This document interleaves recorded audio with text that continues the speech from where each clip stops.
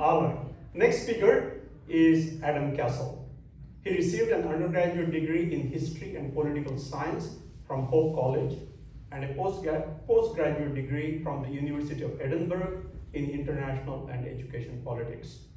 Adam has been part of the American Red Cross since 2012.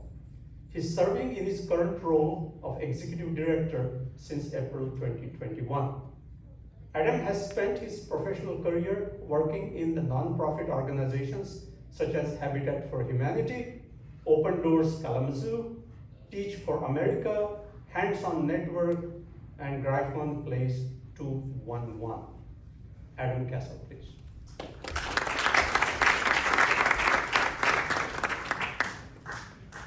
Well, hello.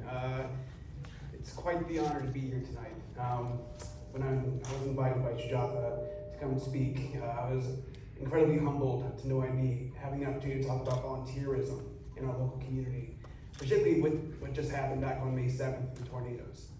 I live about 2 miles away from here on P Avenue, and when those sirens started going off and you knew it was coming in, immediately went under the house, hid with my cats under the house, until it got the all clear. Thankfully, we were spared where I was, but of course we know it came right behind you guys, right through Pavilion Estates, started down Southwest Portage.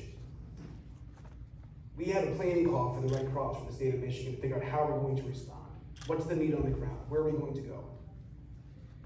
As soon as that call was done, maybe around 8 o'clock, I got on the road to go to the shelter, which was, we had decided was going to be hosted at the Kalamazoo First Assembly of God. And I got on the road literally as soon as the planning call got done, and as we know, several streets were closed around here. It took me about 45 minutes to get from P Avenue up to Oakland and 94. And I still figured I'd be one of the first people there, because again, we had just finished, the tornadoes had just cleared, the tornado warning had just finished. And as I pull into the parking lot, there's already about 10 Red Cross volunteers who had set up the shelter and were ready to receive those impacted by the tornadoes. When we talk about the impact of donations to the Red Cross, which thank you so much for the long history of your support of the American Red Cross, what we talk about the impact is those volunteers having the resources they need to meet the need on the ground in the moment. We were open and ready to accept folks in our shelter at 9 p.m. that evening. We partnered with so many other great local organizations, and of course we can't do it on our own. We were just a small piece of the puzzle. We operated that shelter for just about a month, had about 24 to 30 folks that stayed in there, and from day one until the day that shelter closed, we had people just showing up at our shelter saying, how can they help? The halls of Kalamazoo First Assembly, their entire sanctuary was filled with donated goods. People in times of crisis look to see how they can help. When we talk about, Governor Whitmer mentioned the backbone of every community is its volunteerism. We know we've seen these somewhat disturbing trends over the last 10 to 20 years, particularly since COVID. There's fewer people volunteering.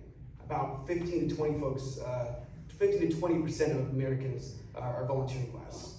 We know that 2 years ago, philanthropic giving across the country decreased for the first time in about 50 years.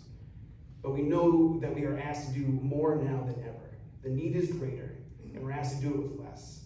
So with the generosity of people in this room, of organizations like the Indo-American Culture Center, we're able to meet the need. So on behalf of the American Red Cross, thank you so much for all of your support to our community, to our organization, and again, just thank you for allowing me to be here.